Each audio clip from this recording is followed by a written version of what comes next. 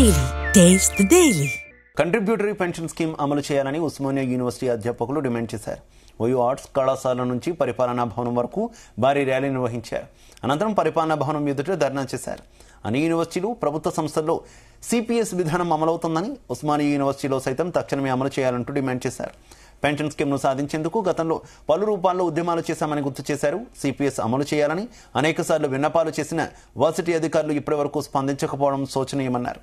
2 రోజుల్లో ఓయూలో పర్యటించనున్న సీఎం రేవంత్ రెడ్డి తమ సమస్యపై స్పందించి పరిష్కరించాలని కోరారు.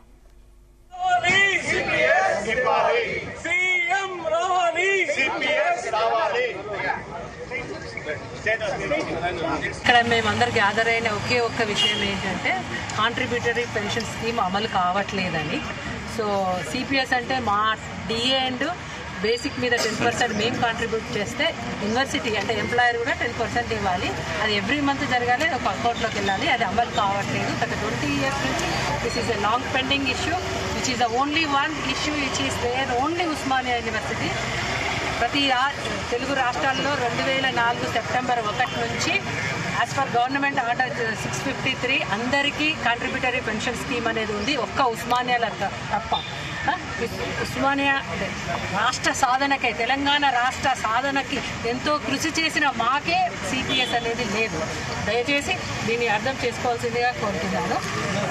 2012 నుంచి మా teachers association, non teaching associations, వివిధ గ్రూపులన్నీ కూడా దీని మీద ఎన్నోసార్లు రిప్రజెంటేషన్ ఇచ్చారు. అయితే దీని 2018లో ఒకసారి మాకు పర్మిషన్ ఇచ్చినట్టే ఇచ్చి వెనక్కి లాక్కొని వితిన్ 1 month దాన్ని పెండింగ్ పెట్టారు. వాళ్ళకి 2001లో చేరిన వాళ్ళకి పెన్షన్ స్కీమ్ ఉంది. తర్వాత 2004లో చేరిన వాళ్ళందరికీ కూడా కంట్రిబ్యూటరీ పెన్షన్ స్కీమ్ అప్లై చేయడం జరుగుతుంది. కానీ మా విశ్వవిద్యాలయంలో జరగట్లేదు. ఎన్నో సార్లు మా వాళ్ళు రిప్రజెంటేషన్ ఇచ్చారు. అవుటార్ నుంచి కూడా గత దాంట్లో మల్లేశం కూడా చాలా ప్రయత్నం చేశారు.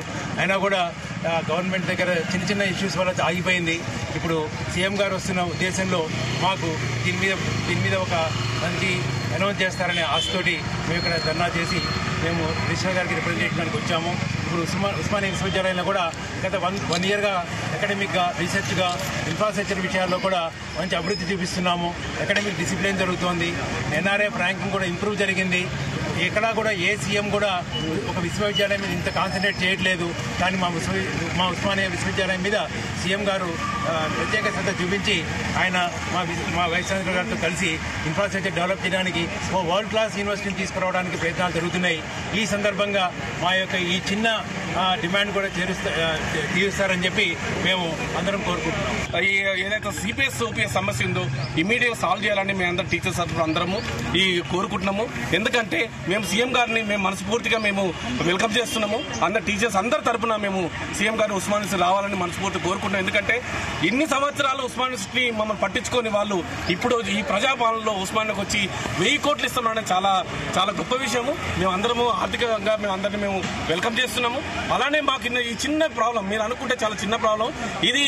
ఇంత గతంలో కూడా ఏది ఎగ్జిక్యూటివ్ కౌన్సిల్లో కూడా అందరు సంబంధించిన వాళ్ళు అందరూ అప్రూవ్ చేసేది. ఇది ఓన్లీ ఒక చిన్న సంతకంతో దీన్ని అయిపోయే పరిస్థితి. ఇది కూడా ఎక్కడ కూడా గవర్నమెంట్ అడిగిన 5 పాయింట్లకు కూడా ఆన్సర్స్ ఇవ్వడం జరిగింది. ఎవరి మీద ఫైనాన్షియల్ బర్డన్ లేదు. ఇది అందుకోసం ఇది మేము కాంట్రిబ్యూట్ చేసుకుంటున్నాము. దాని సంగతి అది మా యొక్క హక్కు అది. సో ఖచ్చితంగా మీరు చేయించాలని మేము హానరబుల్ వైస్ ఛాన్సలర్ గారికి, అలానే మా టీచర్స్ అందరు ఇక్కడ ఈరోజు అందరూ రోడ్డు మీదకి వచ్చినాము. వాళ్ళందరినీ దృష్టిలో పెట్టుకుని ఈ తొందరలో ఇది కంప్లీట్ చేయాలని మనస్ఫూర్తిగా కోరుకుంటున్నాం.